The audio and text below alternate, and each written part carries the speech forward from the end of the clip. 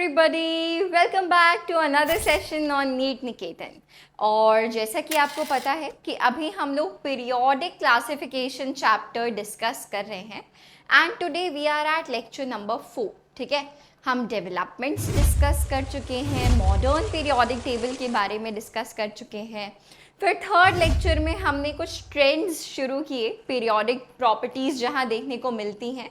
In atomic radius हमने discuss किया, effective nuclear charge हमने डिस्कस किया एंड स्क्रीनिंग इफेक्ट कैसे इन चीज़ों को अफेक्ट करता है वो हमने डिस्कस किया। आज का ये पर्टिकुलर सेशन बहुत छोटा और इंटरेस्टिंग होने वाला है, जिसमें हम आयनाइजेशन एंथैल्पी डिस्कस करने वाले हैं। All right, and I would just say कि अगर अभी तक आपने पिछला सेशन नहीं देखा है, जितने भी लेक्चर्स पुराने हैं, इससे पहले वाले हैं, अगर वो आपने नहीं देखे हैं, make sure you watch them, ताकि आपका ना ये चैप्टर बहुत अच्छे से क्लियर हो जाए। ऑल राइट, इसका एक और कारण क्या है यार, 11th क्लास है ना। जब भी आप क्लास 10 से क्लास 11 में मूव करते हो तो सिलेबस का बहुत भारी शॉक लगता है आपको, है ना। तो 11th के जो ये बिगिनिंग के एटलीस्ट 4 चैप्टर्स हैं। Number 1, some basic concepts of chemistry. क्यों? क्योंकि इसमें आपको मोल्स के बारे में समझाया जाएगा। इसके बाद ना आगे के चैप्टर्स में आपको कोई एक्सप्लेन नहीं करेगा कि मोल्स क्या होता है, एवोगाड्रो नंबर क्या होता है ना, कि ये सारी चीज़ें कैसे कैलकुलेट करते हैं। फिर आता है एटॉमिक स्ट्रक्चर। अब इसमें आपको एटम के बारे में पूरी जानकारी मिलती है, atomic configuration at the end आप लिख पाते हो, है ना। आगे के चैप्टर्स में फर्दर आपको कोई नहीं बताएगा एटॉमिक नंबर क्या होता है, एटॉमिक मास क्या होता है, कॉन्फ़िगरेशंस क्या होते हैं, nobody is gonna tell you. Then this chapter number 3।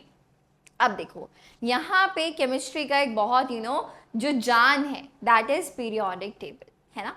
तो यहाँ पे आपको उस पीरियोडिक टेबल का इंट्रोडक्शन दिया जा रहा है कि भाई ये एलिमेंट्स हैं, ये ग्रुप्स हैं, ये पीरियड्स हैं, ये पीरियोडिक प्रॉपर्टीज़ हैं, कौन कौन सी पीरियोडिक प्रॉपर्टीज़ हैं और वो कैसे वेरी करते हैं और क्या क्या एक्सेप्शंस हैं। So much basic stuff, so much of fundamental stuff, correct?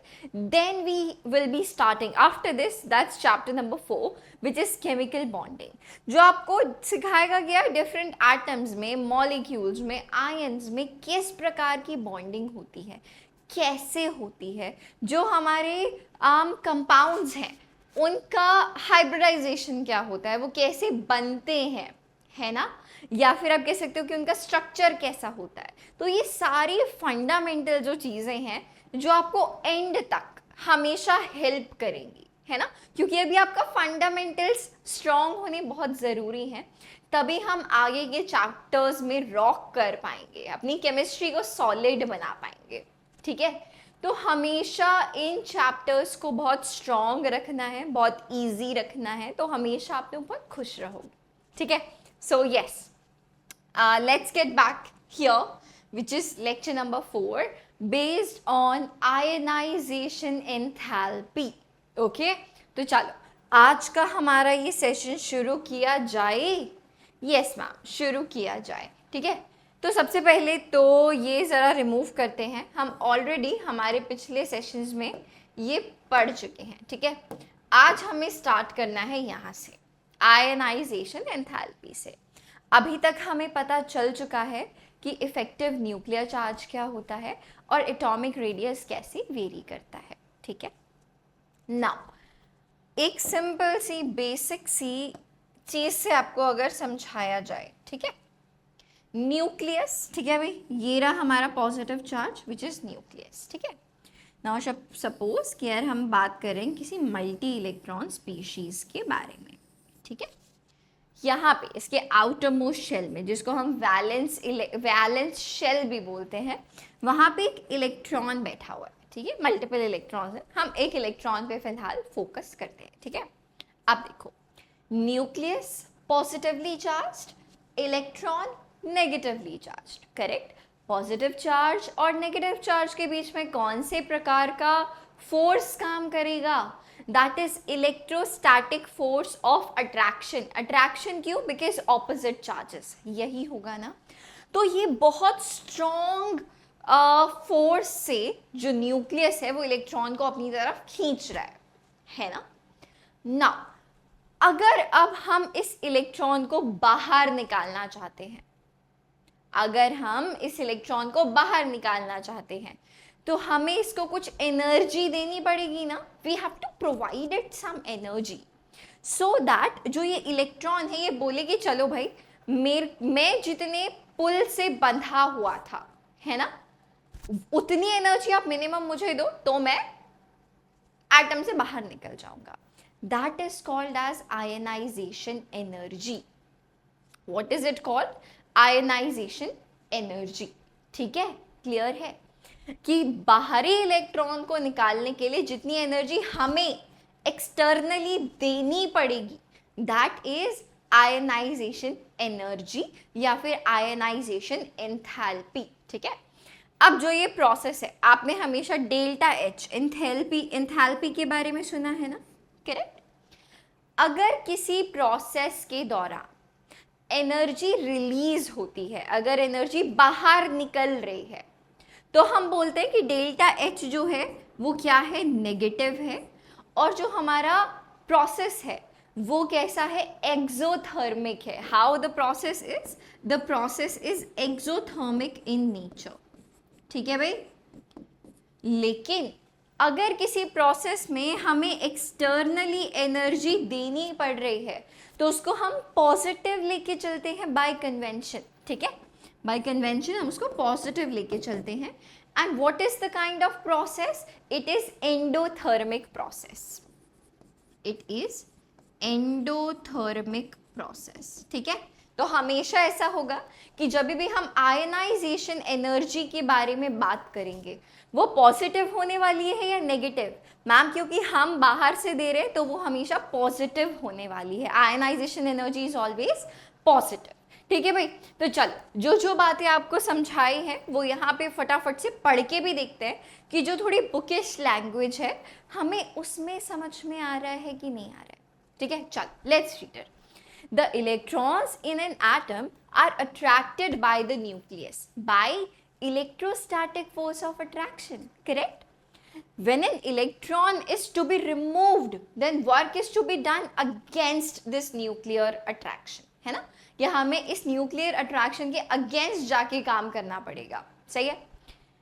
In other words, energy is required, which means that energy is positive to remove an electron from the atom. Clear है? आगे देखते हैं। It may be defined as the energy required to remove the electron from the outermost orbit. ठीक है, जो हम ionization energy IE1, IE2 अभी हम बात करेंगे। जो हम पहली आयनाइजेशन एनर्जी को कंसिडर करते हैं, वी कंसिडर इट फॉर जो हमारा आउटर मोस्ट इलेक्ट्रॉन है, जो हमारा वैलेंस शेल में इलेक्ट्रॉन बैठा हुआ है ना, उसके लिए हम इसे कंसिडर करेंगे। ठीक है, इसीलिए देखो हमने इस इलेक्ट्रॉन को कंसिडर किया था जो कि हमारा आउटर मोस्ट शेल में बैठा हुआ था। ठीक है, of an isolated gaseous atom in the ground state. अब आइसोलेटेड का क्या मतलब है, ये पॉइंट हमने अभी डिस्कस नहीं किया। ठीक है ना, आइसोलेटेड का मतलब होता है अकेला, राइट? आइसोलेटेड मीन्स अकेला। तो अगर मुझे आयनाइजेशन एनर्जी निकालनी है, so what would I do? I will be looking for it in the gaseous state. Why? Because gaseous state में जो एटम्स होते हैं वो एक दूसरे से दूर दूर होते हैं ना। 10th की बचपन वाली साइंस में पढ़ते थे, है ना, कि सॉलिड में पार्टिकल्स बिल्कुल पास पास हैं, लिक्विड में थोड़ा दूर दूर हैं, गैसेस में और दूर दूर हैं। यही हो रहा था ना। तो गैसेस में वो ऑलरेडी जो पर्टिकुलर एटम्स हैं वो दूर दूर हैं। ठीक है, तो उनको अकेले पकड़ के ले जाना इजी है, इसीलिए हम गैसियस स्टेट में लेके गए पहले आयनाइजेशन एनर्जी निकालने के लिए। ठीक है, उसको अकेला किया, क्यों? ताकि उसके ऊपर किसी और न्यूक्लियस या किसी और इलेक्ट्रॉन के इन्फ्लुएंस के वजह से हम गलत ना कैलकुलेट कर लें, इसलिए। ठीक है, आई थिंक ये इतना पार्ट आपको क्लियर हो चुका है। आगे बात करते हैं। सो जब भी हमने पहला इलेक्ट्रॉन बाहर निकाला आउटर मोस्ट शेल से, हमने पहला इलेक्ट्रॉन खींच के बाहर निकाला एनर्जी प्रोवाइड करा के, तो उसको हम बोलते हैं first ionization energy. What is it called?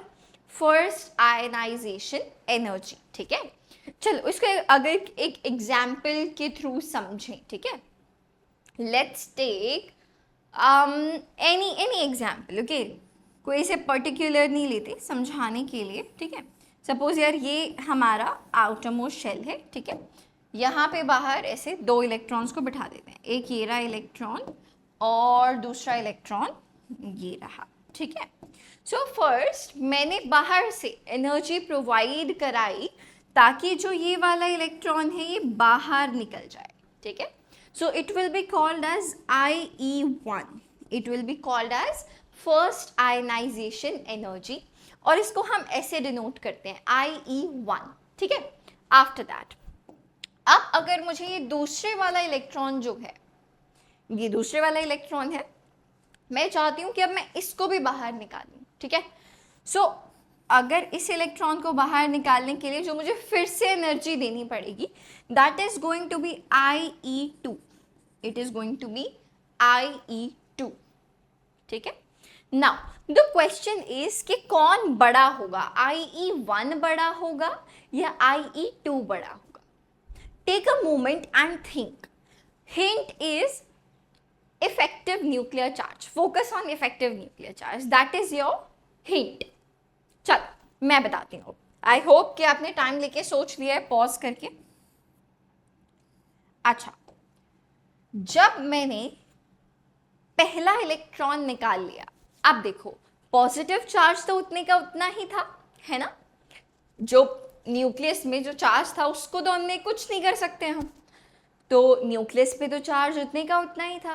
पर जब हमने एक इलेक्ट्रॉन बाहर निकाल लिया, तो अब जो न्यूक्लियर चार्ज है, जो पॉजिटिव चार्ज है, वो बाकी के सारे बचे हुए इलेक्ट्रॉन्स को और ज़्यादा अपनी तरफ और ताकत से खींच पाएगा ना.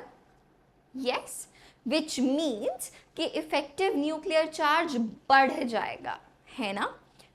अगर इफेक्टिव न्यूक्लियर चार्ज बढ़ जाएगा तो इस दूसरे इलेक्ट्रॉन को बाहर निकालने के लिए मुझे और ज़्यादा एनर्जी देनी पड़ेगी. करेक्ट? तो हमेशा जो IE2 होता है, मतलब कि जो सेकेंड आयनाइजेशन एनर्जी होती है, वो हमेशा IE1 से बड़ी होती है. समझे? क्यों होता है? Just think about effective nuclear charge. All right? तो चलो, आई थिंक इसमें कोई डाउट नहीं होना चाहिए.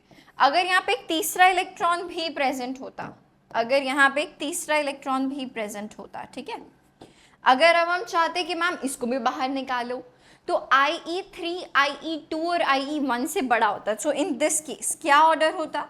इट विल बी IE3 सबसे बड़ा, उसके बाद IE2 एंड देन IE1. समझे?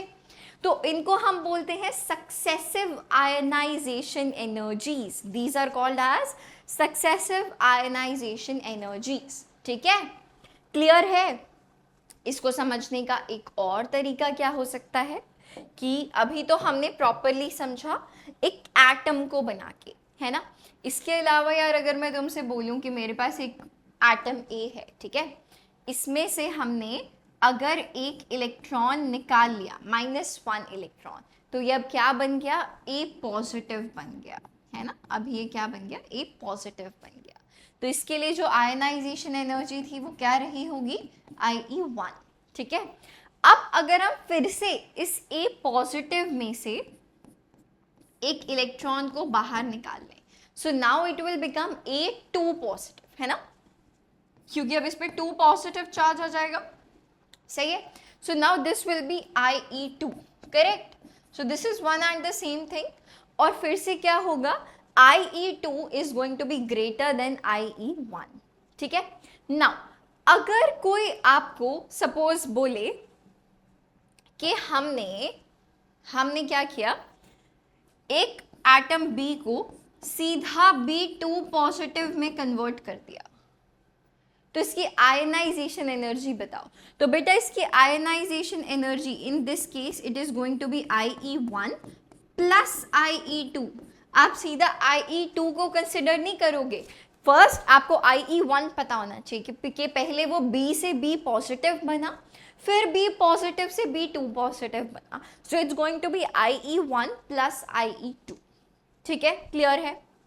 सो चलो जल्दी से हम इसको रीड करके देख लेते हैं, अगर कोई पॉइंट छूट गया होगा तो हमें याद भी आ जाएगा। सही है भाई?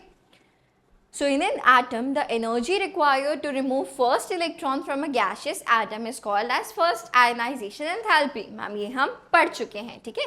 Which was IE1. I just never get to know कि कब erase हो जाता है ना? तो ये थोड़ी सी ज़रा गड़बड़ हो जाती है यार हमारे साथ, पर कोई बात नहीं, it's okay. So energy is always required. Energy is always required to remove the electrons from the atom. And hence ionization energies are always positive. क्या हम ये बात डिस्कस कर चुके हैं? Yes ma'am. Okay, चलो. So the second ionization enthalpy will be higher than the first ionization enthalpy. Why? Because it is more difficult to remove an electron from positively charged ion than from a neutral atom. है ना? Because of increased effective nuclear charge. So in the same way, the third ionization enthalpy will be even higher. ठीक है भैया, clear है? जल्दी से आप ये सारे पॉइंट्स को देख लो, और अगर कोई डाउट है तो कमेंट्स में ज़रूर बता दो। जल्दी से इसको देख लो यार। I think it's clear ionization enthalpy का इतना पार्ट। ठीक है, नाउ लेट्स टॉक अबाउट कि आयनाइजेशन एंथैल्पी कैसे वेरी करती है इन द पीरियोडिक टेबल जब हम along a group travel करेंगे and along a period travel करेंगे। ठीक है, so how is it going to vary, कैसे क्या ट्रेंड आएगा? ठीक है, so yeah, ionization energy decreases in a group। चलो पहले ग्रुप के बारे में समझने की कोशिश करते हैं। ये है हमारा ग्रुप, है ना? जब हम वर्टिकली, हम हमेशा डाउन द ग्रुप ट्रैवल करते हैं, so this is a group, correct? जैसे जैसे हम एक ग्रुप में नीचे आते हैं तो क्या होता है मैम? शेल्स ऐड होते हैं, बार बार सेम वही सवाल, बट यस ज़रूरी है। अगर शेल्स ऐड हो रहे हैं तो साइज बड़ा हो रहा है। साइज जितना बड़ा हो रहा है, बाहरी इलेक्ट्रॉन न्यूक्लियस से ज़्यादा दूर होता जा रहा है ना? इलेक्ट्रॉन न्यूक्लियस से जितना दूर है, आप कह सकते हो उतना कम इन्फ्लुएंस है न्यूक्लियस का इलेक्ट्रॉन पर, है ना? तो इलेक्ट्रॉन को निकालना इजी होता जाएगा ना जैसे जैसे साइज बड़ा होता जाएगा, हाँ कि ना? देखो, सबसे पहले हमारे पास था ये, है ना? जब हम और नीचे गए तो हमारे पास साइज ज़रा और क्या हो गया, और ऐसे बड़ा हो गया, है ना? हम और नीचे गए और बड़ा हो गया, हुआ ना? करेक्ट। तो इलेक्ट्रॉन जितना दूर गया न्यूक्लियस से, उसको निकालना उतना इजी हो गया, करेक्ट? अगर उसको निकालना बहुत इजी हो गया, इट मीन्स कि हमने उसको आयनाइजेशन एनर्जी कम दी, है ना? जो एनर्जी हमने उसको दी वो हमने उसको कम दे रहे हैं, तो इसीलिए हम कह रहे हैं कि आयनाइजेशन एनर्जी घट रही है। समझे? दिस इज द रीजन कि डाउन द ग्रुप जनरली हम बोलते हैं कि आयनाइजेशन एनर्जी घटती है, कम होती है। ठीक है, so yes, ionization energy decreases in a group and as the atomic number increases, ठीक है, it is based on the fact that as we move down a group the size of atom increases, यही बात हुई थी, and the outer shell electrons become farther away from the nucleus, correct, which reducing the force of attraction and hence ionization energy। जल्दी से बेटा आप इसको read कर लो, कोई डाउट है तो हमको बता दो। ठीक, चलो आगे बढ़ते हैं, आगे बढ़ते हैं। चलो पहले बात कर लेते हैं पीरियड की। ठीक है, अभी बात कर लेते हैं पीरियड की ना। जैसे जैसे हम एक पीरियड में ट्रैवल करते हैं तो क्या होता है मैम? न्यूक्लियर चार्ज बढ़ रहा है ना? In short effective nuclear charge भी बढ़ रहा है। है ना। अगर इफेक्टिव न्यूक्लियर चार्ज बढ़ रहा है, इसका क्या मतलब है कि न्यूक्लियस इलेक्ट्रॉन को अपनी तरफ और ज़्यादा इन्फ्लुएंस कर रहा है और ज़्यादा खींच रहा है ताकत लगा के उसको, है ना। तो हमें और ज़्यादा एनर्जी देनी पड़ेगी ना उस इलेक्ट्रॉन को बाहर निकालने के लिए, कि न्यूक्लियस कह रहे कि नहीं मैं खींच के बैठा हूँ, हम कह रहे नहीं हमें वो इलेक्ट्रॉन चाहिए, तो हमें और ज़्यादा एक्सटर्नली एनर्जी प्रोवाइड करनी पड़ेगी। करेक्ट है? Yes ma'am. So ionization energy increases along a period with increase in atomic number. This is due to the size of atom since decreases along a period. बेटा size क्यों decrease होता है? क्योंकि effective nuclear charge increase होता है। ये हम पिछले sessions में already पढ़ चुके हैं। Okay? And outer electrons are most strongly attracted by the nucleus and hence more energy is required ताकि हम उस इलेक्ट्रॉन को निकाल पाएं। क्लियर है? Is it clear? यस। तो जनरली तो यही होना चाहिए था, है ना। अभी हम कुछ एक्सेप्शंस के बारे में भी इस पे हम दोबारा वापस आएंगे, डोंट वरी, ठीक है। तो हमने देख लिया आयनाइजेशन एंथैल्पी क्या होती है, सक्सेसिव आयनाइजेशन एंथैल्पीज क्या होती हैं। फिर हमने देखा कि एक ग्रुप में जनरली आयनाइजेशन एनर्जी कैसे वेरी करती है। एक ग्रुप में आयनाइजेशन एनर्जी डिक्रीज होती है, decreases down the group and increases left to right in a period. ठीक है, तो हमने ये ट्रेंड देख लिया। नेक्स्ट चीज बात कर लेते हैं आयनाइजेशन एनर्जी के यूनिट्स के बारे में। किसके बारे में? Let's talk about units. So units of ionization energy can be electron volts per atom, ठीक है, या फिर किलो जूल पर मोल, किलो जूल पर मोल। ठीक है कि यार या तो हम आयनाइजेशन एनर्जी के बारे में बात कर रहे हैं कि एक एटम से वो इलेक्ट्रॉन बाहर निकालने के लिए इतना इलेक्ट्रॉन वोल्ट लग रहा है, तो एक मोल के लिए कितना लगेगा, तो इसीलिए हम किलो जूल पर मोल में भी देखते हैं। ठीक है, क्लियर है? चलो नेक्स्ट देखते हैं व्हाट इज नेक्स्ट। चल अब थोड़ा सा हमारे इस डिस्कशन को, इनफैक्ट पहले ना हम लोग फैक्टर्स डिस्कस कर लेते हैं। ठीक है, factors affecting the value of ionization energy. ठीक है, कि किन किन चीज़ों पे आयनाइजेशन एनर्जी डिपेंड करेगी। Alright, so the first thing is size of the atom. The first thing is size of atom. फिर से वही डिस्कशन मैम, साइज जितना बड़ा होगा, है ना, इलेक्ट्रॉन न्यूक्लियस से उतना ज़्यादा दूर होगा, तो उतना इजी हो जाएगा उसको बाहर निकालना, इलेक्ट्रॉन को बाहर निकालना, है ना। तो आयनाइजेशन एनर्जी बढ़ेगी अगर आयनाइजेशन एनर्जी कम होगी अगर साइज ज़्यादा बड़ा होगा तो।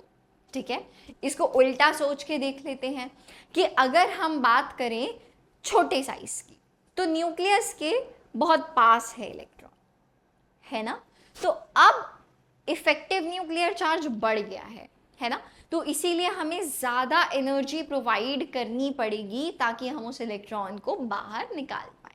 ठीक है भाई। So with an increase in atomic size, the ionization potential is reduced. तो देखो हम क्या बोल सकते हैं कि ionization energy is inversely proportional to size. Size बड़ा है, आयनाइजेशन एनर्जी कम है, साइज छोटा है, आयनाइजेशन एनर्जी ज्यादा है। ठीक है भाई, so here you can say that ionization energy is inversely proportional to size. ठीक है, since the distance of the outermost electron from the nucleus increases and hence the force of attraction decreases. ठीक है भाई, तो size मुझे लगता है it is done, इसमें कोई डाउट कोई परेशानी नहीं होनी चाहिए। आगे बढ़ते हैं। The charge on the nucleus, same वही बात हो गई यार, अगर इफेक्टिव न्यूक्लियर चार्ज ज़्यादा है तो साइज कम है ना, और अगर साइज कम है तो आयनाइजेशन एनर्जी ज़्यादा है। करेक्ट है? तो देखो, with an increase in the nuclear charge there is an increase in the force of attraction of nucleus and electrons, making the removal of electrons difficult. तो देखो हर चीज ऐसे इंटरकनेक्ट हो रही है। साइज को आप किससे देख सकते हो? Effective nuclear charge, effective nuclear charge पता चल गया, साइज पता चल गया, साइज पता चल गया, आयनाइजेशन एनर्जी जज कर सकते हो। So all of it is interconnected. ठीक है भाई। तो यहां से देखो हम क्या बोल सकते हैं, यहां से हम कह सकते हैं कि न्यूक्लियर चार्ज और आयनाइजेशन एनर्जी डायरेक्टली प्रोपोर्शनल है। करेक्ट है? Ionization energy is directly proportional to nuclear charge. अगर न्यूक्लियर चार्ज ज़्यादा है तो आयनाइजेशन एनर्जी भी ज़्यादा होगी। क्यों?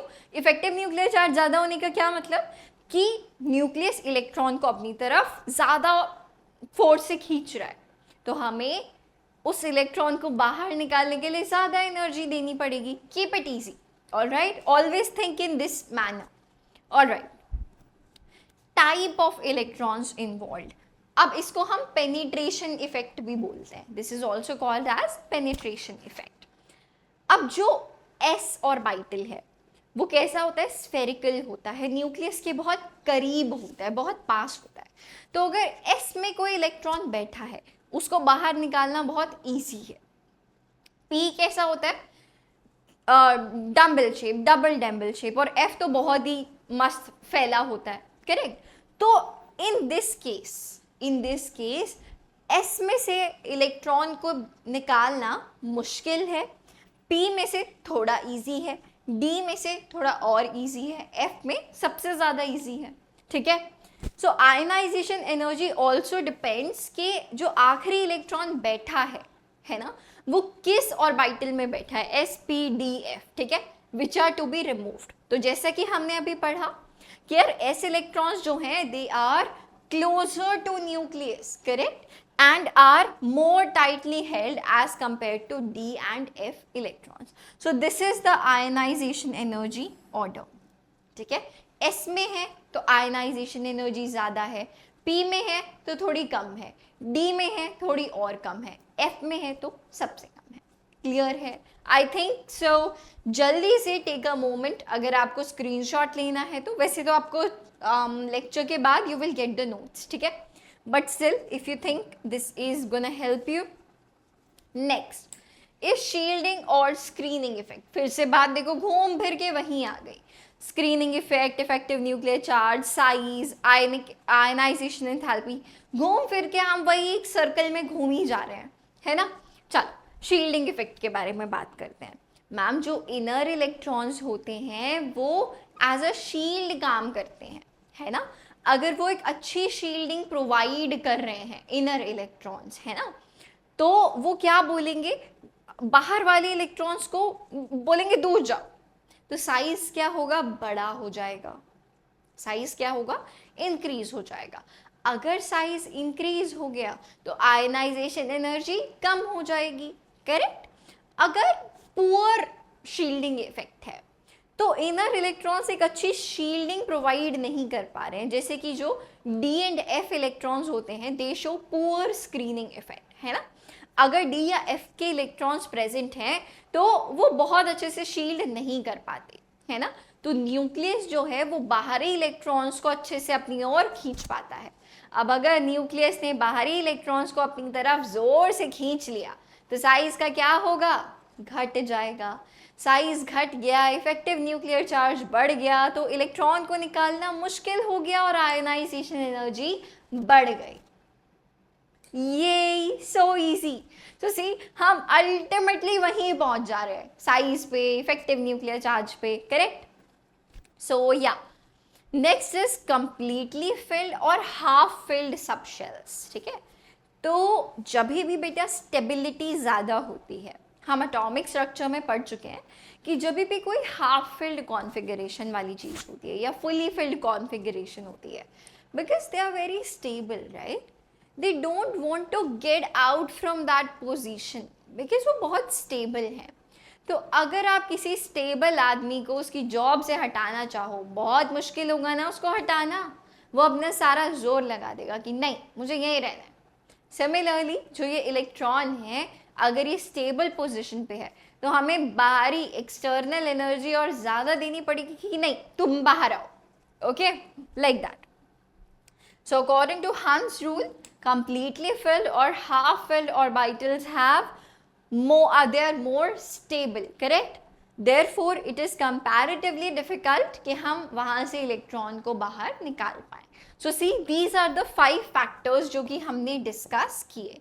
हमने इफेक्टिव न्यूक्लियर चार्ज देखा, हमने साइज देखा, हमने पेनिट्रेशन इफेक्ट देखा, शील्डिंग इफेक्ट देखा, half filled and fully filled configuration देखा. So these 5 factors we have discussed. Okay, आप जल्दी से इसको भी देख लो. एंड अगेन सेम लाइन है मेरी, सेम चीज़ मैं आपको बोलूँगी कि अगर बेटा कोई डाउट हो तो मुझे बता देना.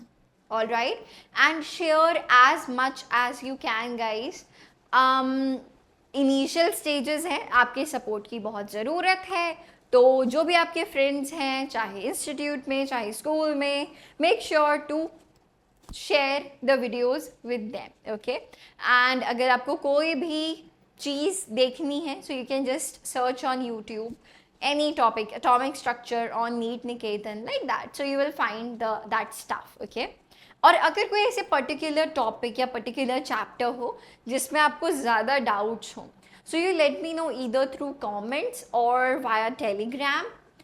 तो अगर मुझे पता चल जाएगा कि यार मेजरली बच्चों को इस चैप्टर में डाउट है, तो हो सकता है कि हम फिर वो वाला चैप्टर शुरू कर दें. ठीक है, चलो नाउ वापस से आ जाते हैं इस पॉइंट पे जहाँ पे हम एक पीरियड में आयनाइजेशन एनर्जी को डिस्कस कर रहे थे कि मैम जैसे जैसे हम एक पीरियड में ट्रैवल करते हैं आयनाइजेशन एनर्जी बढ़ती है क्योंकि इफेक्टिव न्यूक्लियर चार्ज बढ़ता है. All right, so let's look at period number 2. Okay, let's look at period number 2. ये क्या कहता है?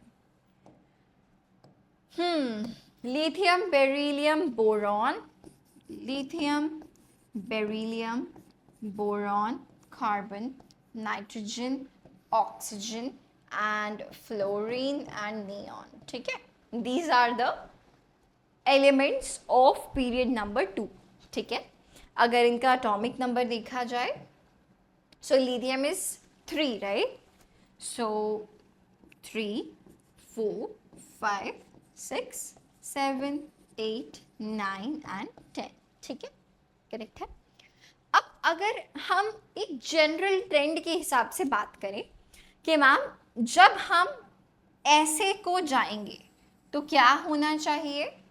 आयनाइजेशन एनर्जी बढ़नी चाहिए, सही.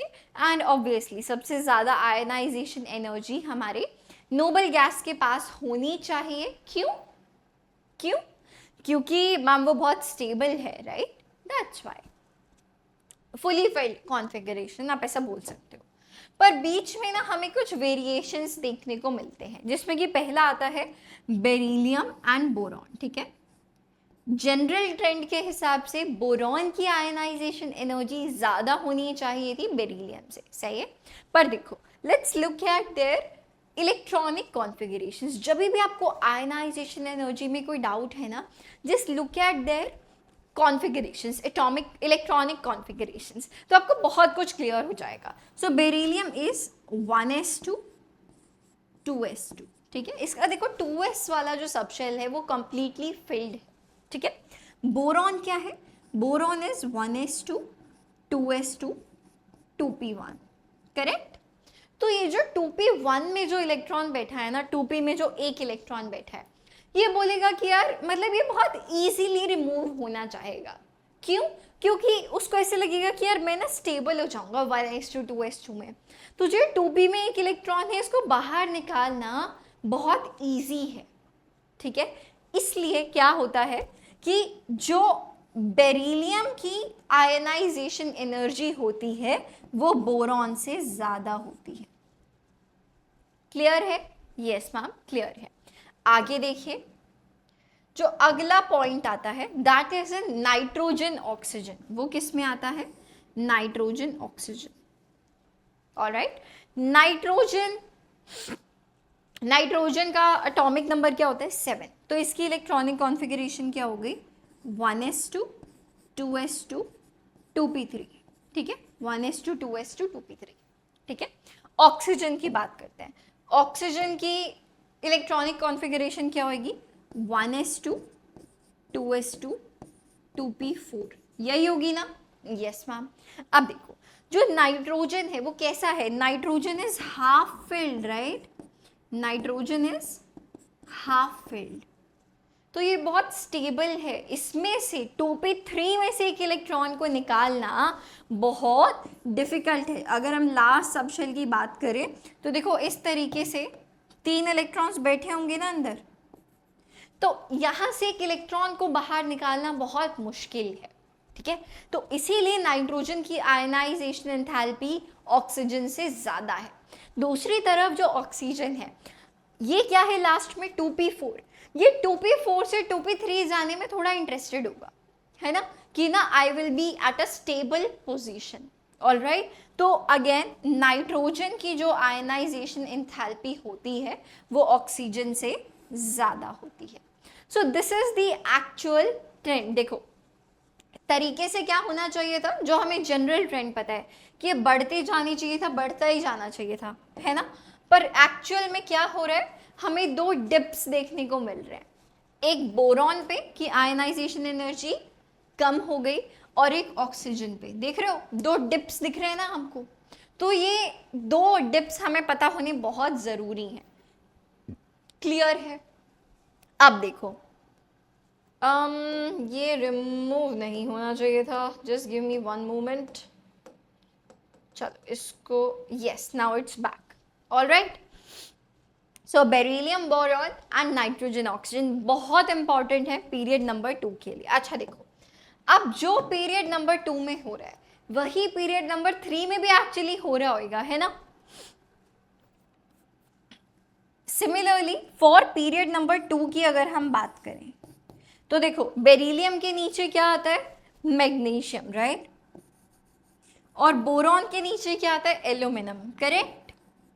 तो देखो बेरिलियम 2s2 है, मैग्नीशियम क्या होगा? 3s2 होगा, मैग्नीशियम क्या होगा? लास्ट में 3s2 होगा।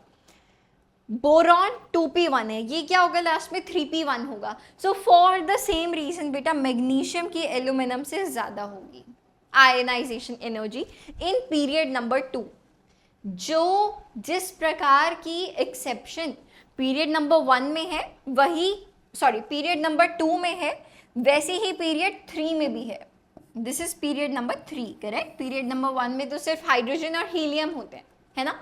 तो देखो ये पहले हमने डिस्कस किया period number 2, beryllium, boron and nitrogen oxygen में हमें डिप्स देखने को मिले।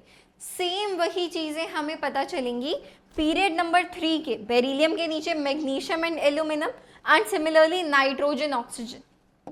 तो देखो यहाँ पे क्या होगा? फॉस्फोरस का ज्यादा होगा, किससे? सल्फर से, for the same reason, for the same reason, ठीक है? यहाँ पे जैसे नाइट्रोजन की आयनाइजेशन एनर्जी ऑक्सीजन से ज्यादा है, ठीक है?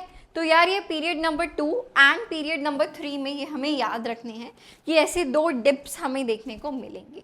कारण हम डिस्कस कर चुके हैं, क्लियर है? आई थिंक सो, या कोई डाउट, कोई परेशानी इसमें नहीं होनी चाहिए, ठीक है? तो देखो ionization of beryllium is more than boron, जो अभी हमने डिस्कस किया। Why? Because beryllium has 2s2 configuration of the outermost orbit which is fully filled, okay? Then nitrogen oxygen, अभी देखो हम किसके बारे में बात कर रहे हैं? पीरियड 2 के बारे में बात कर रहे हैं, और सेम अभी हमने पीरियड 3 भी डिस्कस कर लिया है, okay? Similarly nitrogen has more ionization energy than oxygen. Reason? Nitrogen has half filled configuration 1s2 2s2 2p3, correct? Similarly ionization of energy of magnesium is more than aluminum and that of phosphorus is more than sulfur। यही सीखा था अभी हमने, हाँ कि ना, उस graph की मदद से। बिल्कुल मैम, यही सीखा था। कोई डाउट, कोई परेशानी नहीं होनी चाहिए। बहुत इजी, बहुत अच्छे से हम लोग समझने की इसको कोशिश कर रहे हैं। ऑलराइट, चलिए और आगे बढ़ते हैं पहले, ठीक है? थोड़ा सक्सेसिव आयनाइजेशन एनर्जीज के बारे में और देखते हैं, ठीक है? अगर आपको क्वेश्चन दिया जाए नाइट्रोजन और ऑक्सीजन के IE1 एंड IE2 को हमें कंपेयर करना है, IE1 and IE2 of nitrogen and oxygen, तो हम फिर से क्या करेंगे, सबसे पहले इलेक्ट्रॉनिक कॉन्फ़िगरेशंस लिखेंगे। तो चलो लिख के देख लेते हैं। दिस इज नाइट्रोजन, ठीक है। नाइट्रोजन का एटॉमिक नंबर होता है 7, ऑक्सीजन का एटॉमिक नंबर होता है 8, ठीक है। सो इनिशियली अभी जो नाइट्रोजन है उसकी इलेक्ट्रॉनिक कॉन्फ़िगरेशन क्या है, 1s2 2s2 2p3, करेक्ट है? Yes ma'am. अगर इस नाइट्रोजन में से हमने एक इलेक्ट्रॉन बाहर निकाल लिया, माइनस एक इलेक्ट्रॉन कर दिया, तो हमें क्या मिलेगा, we will get N positive, सही है। और इसकी कॉन्फ़िगरेशन क्या होगी, इसकी कॉन्फ़िगरेशन होगी 1s2 2s2 2p2, है ना। तो क्या इस इलेक्ट्रॉन को बाहर निकालना मुश्किल होगा कि नहीं? यस मैम होगा। क्यों? क्योंकि अभी ये हाफ फिल्ड कॉन्फ़िगरेशन में है, because this is half field. अभी हमने पीछे भी देखा था ये, है ना, because it is half field. एक बार जरा ऑक्सीजन को कंसिडर करते हैं, ठीक है। ऑक्सीजन, ऑक्सीजन का electronic configuration 1s2 2s2 2p4, यही होगा ना, है ना। तो जब ये O से O पॉजिटिव बनेगा, जब ये O से O पॉजिटिव बनेगा, तो इसकी इलेक्ट्रॉनिक कॉन्फ़िगरेशन क्या हो जाएगी, 1s2 2s2 2p3 हो जाएगी, करेक्ट। तो ऑक्सीजन से ये चौथा इलेक्ट्रॉन निकालना, 4 इलेक्ट्रॉन नहीं बोला, चौथा इलेक्ट्रॉन निकालना बहुत इजी होगा। क्यों? ताकि ये 1s2 2s2 2p3 बन जाए, ठीक है। तो इसकी अगर हम आयनाइजेशन एनर्जी देखें, ठीक है, this is ionization energy 1 of nitrogen and this is ionization energy 1 of oxygen. तो किसकी ज़्यादा निकलेगी, बताओ भाई? मैम नाइट्रोजन की ज़्यादा निकलेगी। So here we will say that ionization energy 1 of nitrogen is more than ionization energy 1 of oxygen. Clear है?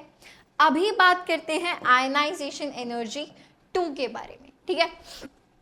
अब इस N पॉजिटिव में से अगर हम एक और इलेक्ट्रॉन निकाल लें, हमने यहाँ से एक और इलेक्ट्रॉन निकाल लिया, now it has become N2 positive. अब ये क्या बन गया, N2 पॉजिटिव, ठीक है। इलेक्ट्रॉनिक कॉन्फ़िगरेशन देखो क्या हो गई, 1s2 2s2 2p1, यही हुआ, ठीक है। आगे बढ़ते हैं। O पॉजिटिव में से आपने एक इलेक्ट्रॉन बाहर निकाल लिया फिर से, तो इसकी जो सेकेंड आयनाइजेशन एनर्जी है, in order to make it O2 positive, तो इसकी अभी इलेक्ट्रॉनिक कॉन्फ़िगरेशन क्या हो जाएगी, 1s2 2s2 2p2। अब देखो O पॉजिटिव 2p3 यानी कि हाफ फिल्ड वाले स्टेट में है, हाफ फिल्ड वाले स्टेट में है। तो IE2 जो है वो ऑक्सीजन की नाइट्रोजन से ज़्यादा होगी, ठीक है। इसीलिए हमने ये कंपेयर करने के लिए क्वेश्चन आपको दिया, जो IE1 आपकी बार नाइट्रोजन की कम होगी IE2 ऑक्सीजन से, समझे? Why? Because this is half filled now, क्योंकि अब ये O पॉजिटिव जो कि हाफ फिल्ड है, इसमें से इलेक्ट्रॉन को बाहर निकालना बहुत मुश्किल हो जाएगा। क्लियर है? जल्दी से इसको देखिए, आई थिंक कोई डाउट नहीं होना चाहिए और ये हमको पता होना चाहिए, ठीक है, वेरी इंपॉर्टेंट। कूल। ऐसे हमें MCQs में जो भी क्वेश्चन मिलेगा, हमें कैसे करना है, इलेक्ट्रॉनिक कॉन्फ़िगरेशन निकाल के, ठीक है। चलो, अच्छा एक और interesting question, one more interesting question. If I give you ionization energy of nitrogen, ठीक है, and ionization energy of N positive, किसकी ज्यादा होगी, बताओ। तो अब जो मैंने आपको सिखाया है, आप उसके बेसिस पे क्या करना चाहोगे? आप बोलोगे कि मैम IE1 की हम बात कर रहे हैं, ठीक है, दोनों के लिए। आयनाइजेशन एनर्जी ऑफ नाइट्रोजन, आप बोलोगे कि मैम इसकी ज़्यादा होगी, है ना? क्यों? क्योंकि ये है 1s2 2s2 2p3, तो इसमें से इलेक्ट्रॉन को बाहर निकालना बहुत मुश्किल होगा, बिल्कुल ठीक बात है। एंड n पॉजिटिव की अगर हम बात करें, so this will be 1s2 2s2 2p2, तो ऑफ कोर्स मैम इसमें से बाहर निकालना ज़्यादा मुश्किल है। ये हम गलत बोल रहे हैं। क्यों? क्योंकि अब की बार हम सेम एलिमेंट के बारे में बात कर रहे हैं। हमने अभी इससे पहले ही सेशंस में हमने पढ़ा कि IE2 जो होता है वो हमेशा IE1 से बड़ा होता है, ऑलवेज। नाइट्रोजन के लिए तो ये दूसरा स्टेप है ना, नाइट्रोजन पहले N से N पॉजिटिव बनेगा, फिर वो N पॉजिटिव में से जब अपनी एक इलेक्ट्रॉन देगा, इवेंचुअली IE2 होगा उसका, करेक्ट।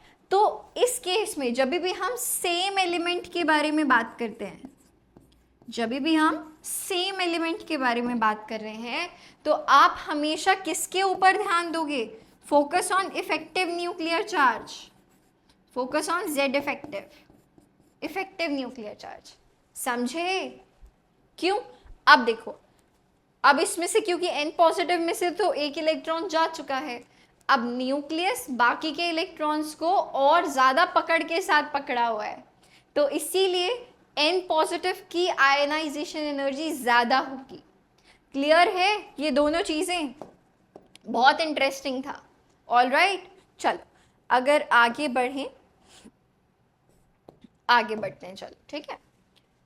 अभी एक बार बात कर लेते हैं metallic and non metallic character की। अभी हम किसके बारे में बात कर लेते हैं?